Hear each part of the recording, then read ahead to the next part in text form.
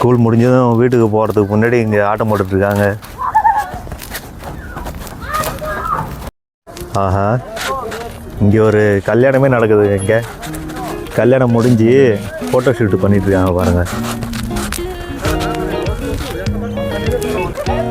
அடேங்கப்பா.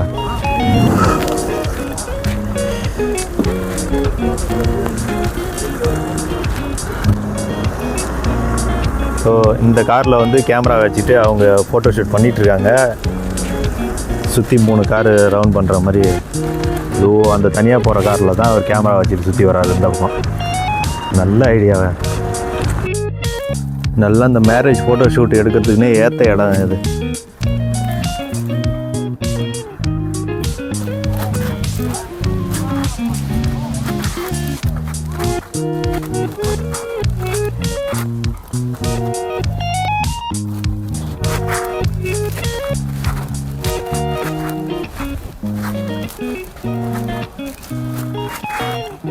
படமே ஷூட்டிங் எடுக்கலாம் போட்டுருக்கு.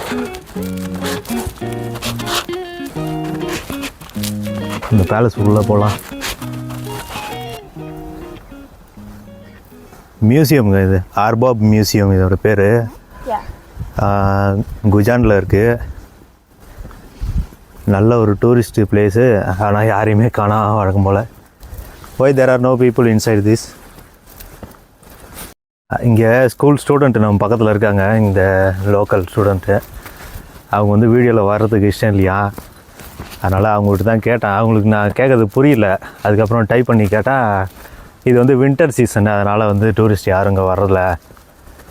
இந்த சீசன் முடிஞ்சு நார்மல் டேஸ் வந்துச்சுன்னா நிறைய பேர் வருவாங்க அப்படின்றாங்க.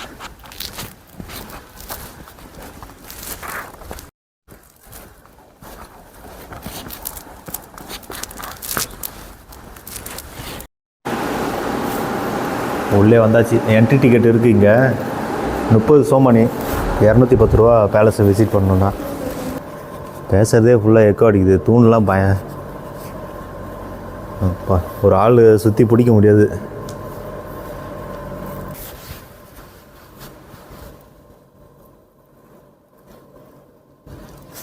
நம்ம ஊரில் இருக்க மைசூர் பேலஸே இன்னும் போனதில்லை. அப்பா,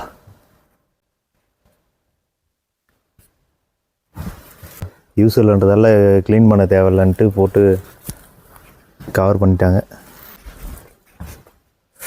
what this place is for to organise. We can see some rest and we start our excursion. Okay okay okay. நீங்கள் வீடியோ எடுத்து முடிங்க, அதுக்கப்புறம் டீட்டெயிலெலாம் சொல்கிறேன், டிஸ்கஸ் பண்ணலாம் அப்படின்னு சொல்கிறாங்க. இந்த மெத்தன் நல்லா ஸ்பாஞ்ச் புஷ் மெத்துன்னு இருக்குது.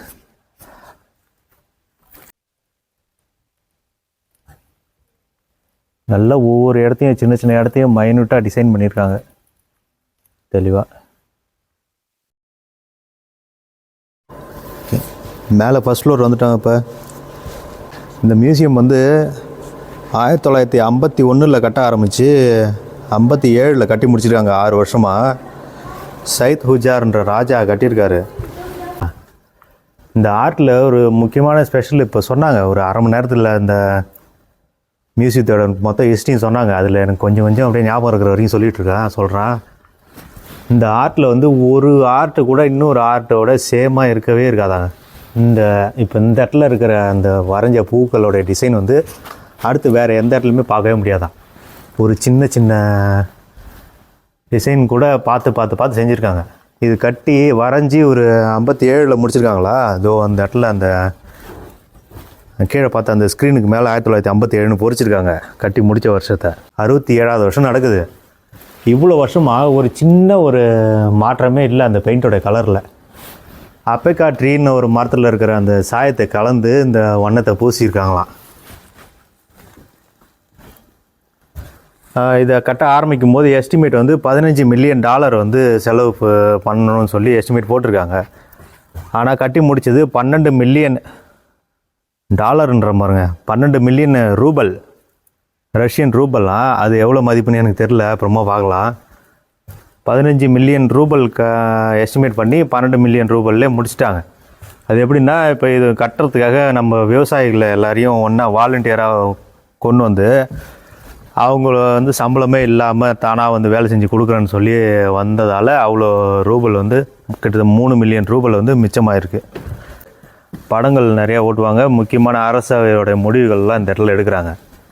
அந்த மாதிரி நடந்துகிட்டு இருக்கும்போது நம்ம இந்திய படங்களும் நிறையா ரொம்ப ஃபேமஸாக அந்த இடத்துல, இந்த ஊரில் இந்திய படங்களும் நிறையா அந்த இடத்துல திரையிட்டிருக்காங்க. 1991 வந்து இவங்க உள்நாட்டு போர் தொடங்கினப்போ இவங்க வந்து யுஎஸ்எஸ்ஆராக தான் நம்ம இருந்தது முன்னாடி. எல்லாமே Russia, Tajikistan, Kyrgyzstan, Kazakhstan, Uzbekistan எல்லாமே ஒன்றா இருந்தப்போ அந்த சிவில் வார் வந்த டைமில் தஜிகிஸ்தான் வந்து அவங்களேருந்து பிரிஞ்சு வெளியில் வந்துட்டாங்க. இந்த மியூசியத்தை பாதுகாக்க அந்த போரில் ரொம்ப கஷ்டப்பட்டு போராடி தான் பாதுகாத்துருக்காங்க, ஒரு சின்ன டேமேஜ் கூட இல்லாமல். எல்லா இடத்துலையும் இந்த ரொம்ப நல்லாவே இருக்குது இந்த ஓவியங்கள்லாம். இப்போ எந்தளவுக்கு நுணுக்கமாக பண்ணியிருக்காங்க பாருங்கள். செம்ம க்ளீனாக மெயின்டைன் பண்ணுறாங்க. கீழே இது எல்லாமே மரம் தான்.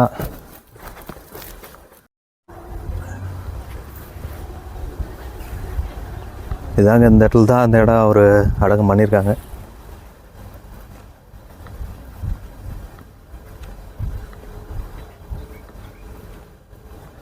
சை குஜாவ் உருங் முஜாதேவ் இவருடைய பேர்.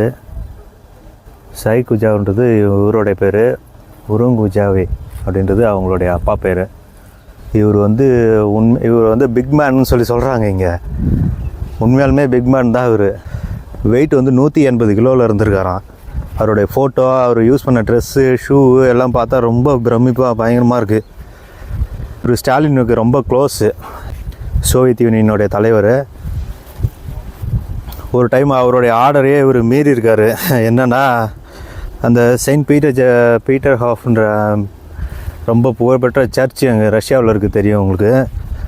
அந்த சர்ச்சுக்கு வரணும் ஒரு மீட்டிங்க்கு, எல்லோரும் யூனிஃபார்மாக ஒரே ட்ரெஸ் கலரில் வரணும், coat suit, white shirt, black பேண்ட்டில் வரணும் அப்படின்னு சொன்னதுக்கு இவர் வந்து எப்போவுமே இவர் சொந்த கல்ச்சரலோட ட்ரெஸ்ஸு மட்டும்தான் போடுவாராம். மற்ற நாட்டோடைய பாரம்பரியத்தை இவர் பின்பற்ற மாட்டார். அதனால் நான் அதை ஃபாலோ பண்ண முடியாதுன்னு சொல்லி எதிர்த்து சொல்லிட்டாராம். அதுக்கப்புறம் ஸ்டாலின் என்ன பண்ணியிருக்காரு, இது வந்து அப்போ அந்த டைமில் மிகப்பெரிய ஒரு குற்றம் தான். இது தெரிஞ்சு இவரை கொலை பண்ணுறதுக்கு கூட கொலை தண்டனை கொடுக்கறதுக்கு கூட வாய்ப்பு இருந்திருக்கு. இருந்தாலும் ஸ்டாலின் இவர் மேலே வச்சுருக்க மரியாதைக்காக இவருடைய கருத்துக்கு ரெஸ்பெக்ட் பண்ணி அவர் சொன்ன அந்த ரூல்ஸையே திரும்ப வந்து மாற்றி அமைச்சிருக்காரு. அந்த திருத்தி எழுதி இவரை தவிர மற்ற எல்லாருமே ஒரே யூனிஃபார்மில் தான் வரணும் அப்படின்னு சொல்லி ஸ்டாலினே சொல்லியிருக்காரு. ஸ்டாலினுடைய வரலாறும் அங்கே உள்ள மியூசியத்தில் அவருடைய ஃபோட்டோ, இவங்க எல்லாம் குரூப்பாக இருந்தது எல்லாமே இந்த இடத்துல இருந்திருக்கு. இவர் வந்து சை குஜான்றவர் தான் இந்த பேலஸை கட்டினவர். 1967 இறந்துருக்காரு, 66 வயசுலே. இங்கே ஃபர்கானா வேலி இருக்குங்க, உஸ்பெகிஸ்தான்லேருந்து தஜிகிஸ்தானுக்கு. இப்போவும் அதான் பார்டர் கிராசிங் 320 கிலோமீட்டர் இருக்குது. அதை வந்து கையாலே தான் மனுஷங்க வந்து தோண்டி அந்த கால்வாயை உருவாக்கியிருக்காங்க, எந்த மிஷினும் இல்லாமல். சீசன் டைமில் நல்ல கூட்டத்தில் வந்தால் சூப்பராக இருக்கும். உள்ளே அந்த லைட் செட்டிங்கோட தனியாக எக்ஸ்பிளைன் பண்ணுறதுன்னு ஒரு கைடு ஒருத்தவங்க இருக்காங்க, இங்கிலீஷில் தெளிவாக சொல்கிறாங்க எல்லாமே. அவங்களுக்கு வந்து வீடியோவில் வரதுக்கு மட்டும் விருப்பம் இல்லை. What? No.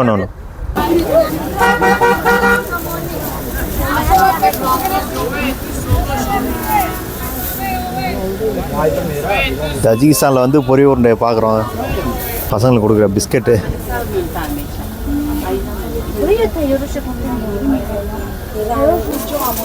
நம்ம ஹோட்டல் பக்கத்துலேயே இருக்குது. பக்கத்தில் இருக்க நாட்டு முட்டை கூட இருக்குங்க இங்கே. குயில் முட்டை. Думшим. Yes. Давай. Селфи. Okay. Selfie. வாலி. பூச்சி மருந்து கடை, ஸ்ப்ரேயர் எல்லாமே இருக்கு.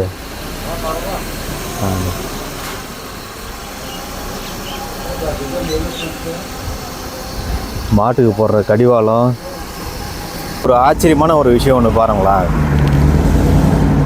மெயின் ரோடு நல்லா பார்த்தாலே தெரியும். ஓகே, அது விஷயம் இல்லை. இப்போ பார்க்க போகிறது தான் விஷயம். என்னென்னா ரோட்டு ஓரத்தில் இருக்க ட்ரைனேஜு பாருங்க, தெரியுதுல்ல, இவ்வளோ சுத்தமாக தண்ணி ஓடி ட்ரைனேஜில் எங்கே பார்க்க முடியும்?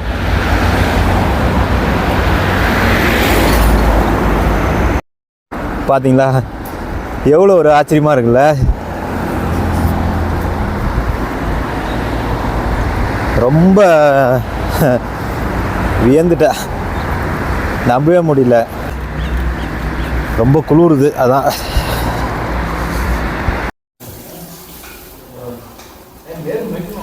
இங்கே டீயோ காஃபியோ ஏதோ கப்பில் கேட்டால் பால் இல்லாமல் அப்படியே சுடு தண்ணியில் இவங்களுடைய அந்த டீ தூள், பாரம்பரிய டீ தூளை போட்டு அப்படியே கொடுத்துட்றாங்க. சர்க்கரையே நான் கேட்டு வாங்கினேன் இவங்ககிட்ட. இதில் ஒன்றுமே இல்லை, தண்ணி மட்டும்தான்.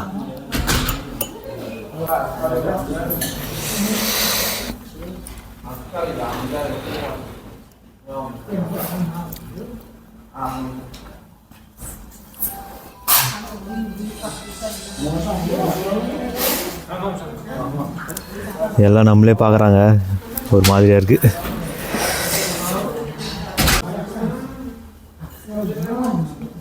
எவ்வளோ கேட்குறாங்கன்னு தெரியலையா இருக்குது.